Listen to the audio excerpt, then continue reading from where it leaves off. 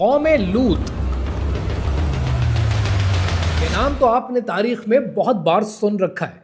और जब भी कौमे लूत का जिक्र आता है आपके जहन में फौरन एक खाका आता है कि मर्द दूसरे मर्दों के साथ हमजिनसी कर रहे हैं, औरतें दूसरी औरतों के साथ हमजिनसी कर रहे हैं। लेकिन इस कहानी का ताल्लुक इससे कहीं ज्यादा वसी है। इस बात को समझने के लिए पहले ये समझें कि हजरत आदम अलैहिस्सलाम के दौर में एक रब की इबादत की जाती थी। हजरत इदरीस अलैहिस्सलाम का दौर आते आते शिर्क कॉमन हो गया और जगह जगह पर कई खुदाओं की इबादत की जाने लगी। इसी सीरीज में मैंने बुक ऑफ इनॉक का और नेफिलिम का भी जिक्र आपके साथ बड़ी तफसील के साथ किया है, जिसके बाद हजरत नूह अलैहिस्सलाम के दौर में अल्लाह सुब्हानहू तआला ने इस दुनिया को हर गिलाजत से वाइप आउट कर दिया, सब कुछ साफ करके रख दिया। और फिर हजरत इब्राहीम अलैहिस्सलाम के दौर में इंसान उस दौर से गुजरा जहां उसने एक रब से कई रब और कई रब के बाद अपने आप को रब मानना शुरू कर दिया और नमरूद ने खुदाई का दावा किया। लेकिन वहीं पर एक कहानी और छुपी हुई है जो आपकी नजरों से ओझल है, जिसका ताल्लुक कौमे लूत से है। कहानी क्या है, आइए समझते हैं।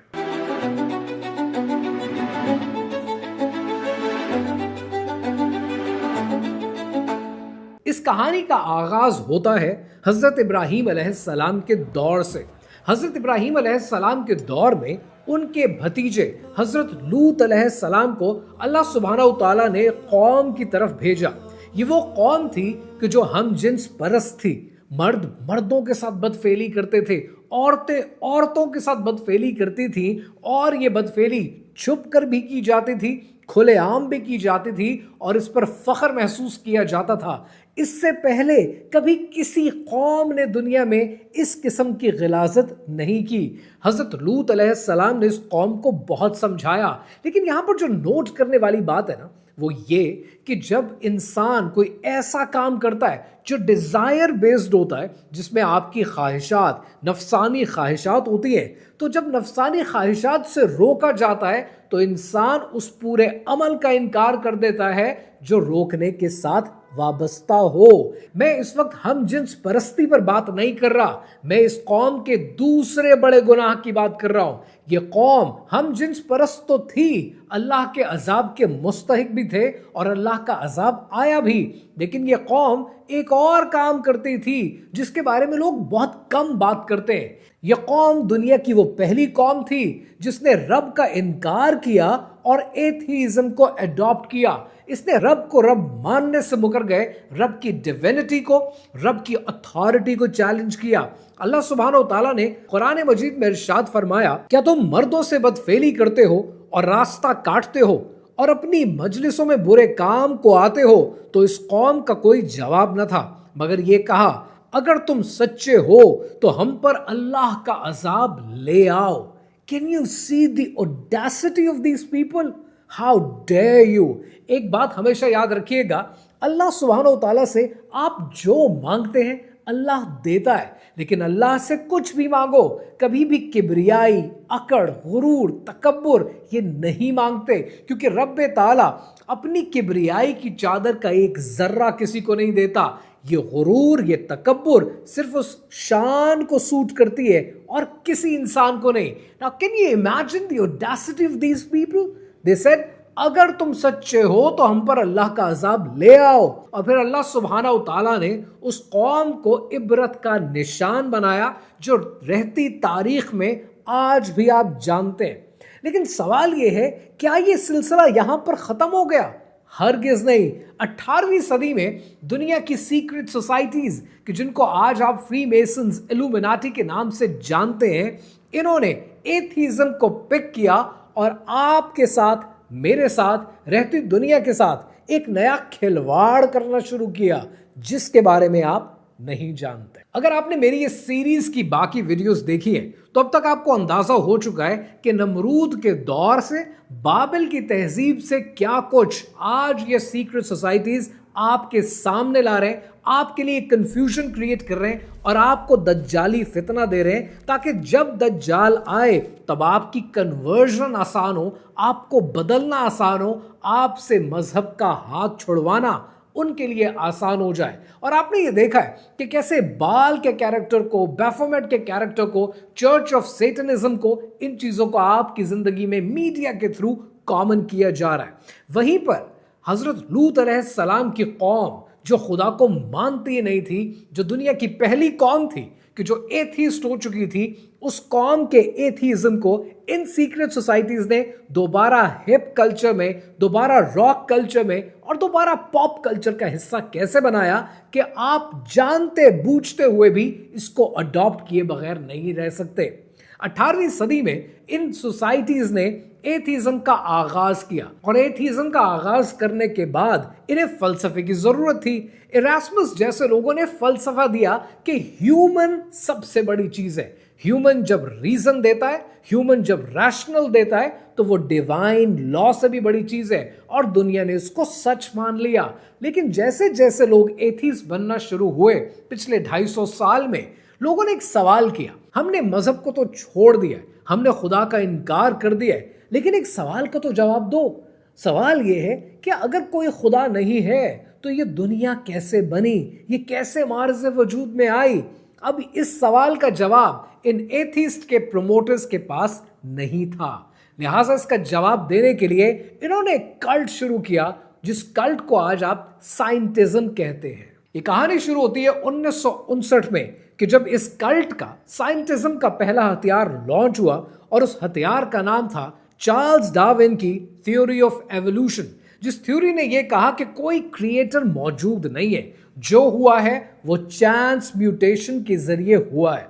यानी पहली बार दुनिया जहान ने कुफ्र का आगाज किया और रब की तख्लीक पर सवाल उठा दिए कि रब नाउज़ुबिल्लाह इस काबिल नहीं है कि वो कोई चीज परफेक्ट बना सके, जबकि रब ताला ने बार बार कहा कि मैंने जो चीज क्रिएट की है इसमें गलती निकाल कर दिखाओ। लेकिन साइंटिज्म ने एक नए कल्ट का आगाज किया और अपने एथीस्ट फॉलोअर्स को एक लॉजिक दे दी कि हर चीज वक्त के साथ साथ इवॉल्व हुई है। चार्ल्स डार्विन की थ्योरी ऑफ एवोल्यूशन को और उसकी ओरिजिन ऑफ स्पीशीज को बहुत से लोग डिबंक कर चुके हैं, एंड इंशाल्लाह very soon I would be doing that in a video. लेकिन ये पहला हथियार नहीं था।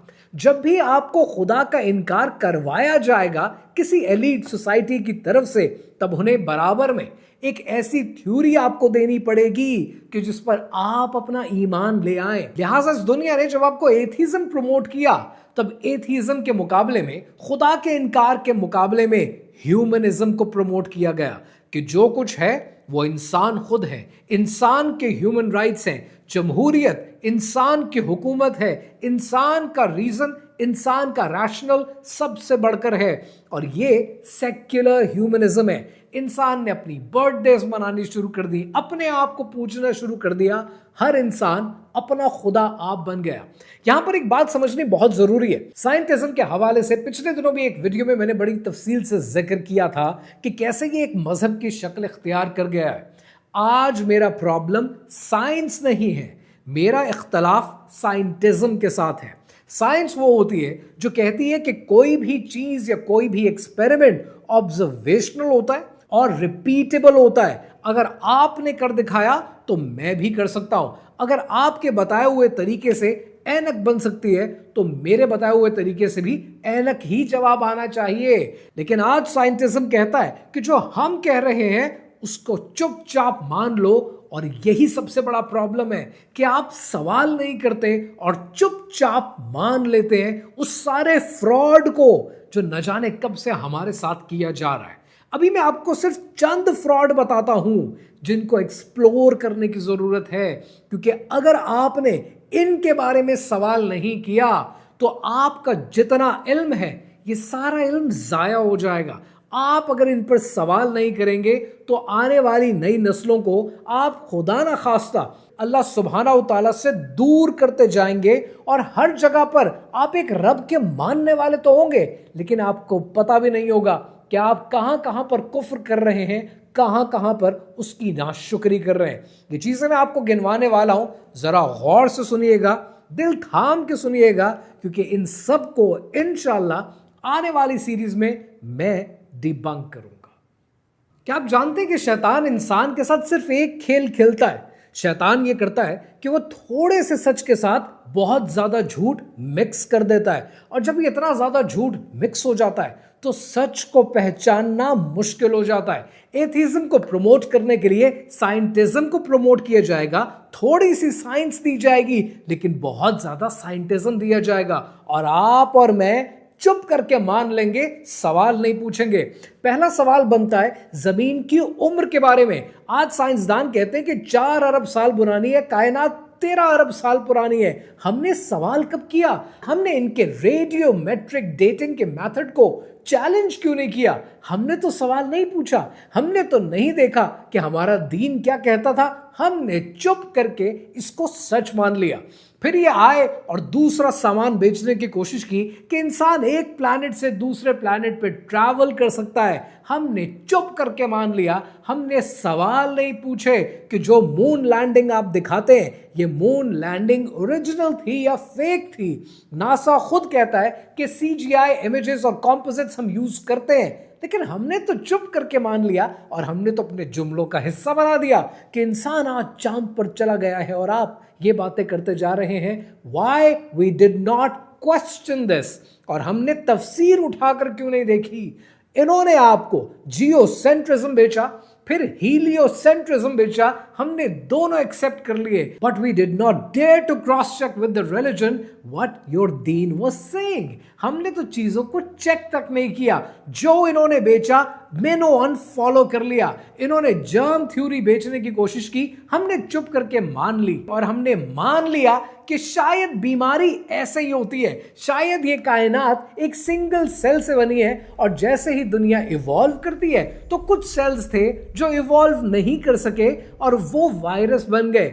नाउज़ुबिल्लाह, हमने अल्लाह के तख्लीक के निज़ाम को नाकारा कह दिया है। हमने ये कह दिया कि अल्लाह को तो तख्लीक करनी आती ही नहीं है, खुदा न खास्ता, और उसकी वजह से ये वायरस आज हमें बीमार करता है। हमने जियोसेंट्रिज्म पे, हीलियोसेंट्रिज्म पे सवाल क्यों नहीं किए? जब गूगल अर्थ आपको नीचे लिख के देता है कि ये आर्टिस्टिक इंप्रेशंस हैं, तब हमने तफसीर का सहारा क्यों नहीं लिया? हम चुप करके जिस चीज को मानते चले गए, ये एथीज्म है, ये खुदा का इनकार है, और ये शिर्क है। और जिस शिर्क से हमें बचना चाहिए था, हम उस शिर्क से नहीं बच पाए। हम खामोशी से दीन के अहकामात नहीं मानते, लेकिन खामोशी से साइंटिज्म की कही हुई हर बात मान चुके हैं। बट इसको डिबंक करना, सच आप तक पहुंचाना जरूरी है। मेरी सिर्फ आपसे एक गुजारिश है, I am starting this war and I will fight it for you, ताकि रहती दुनिया तक आपके बच्चों तक सच पहुंच सके, मेरे बच्चों तक सच पहुंच सके। लेकिन इस लड़ाई में अगर मैं तन्हा हूं तो मैं तन्हा लड़ने को तैयार हूं, लेकिन क्या आप इस लड़ाई में मेरा साथ खड़े हैं? मुझे कमेंट्स में जरूर बताइएगा, क्योंकि ये कहानी अभी बाकी है।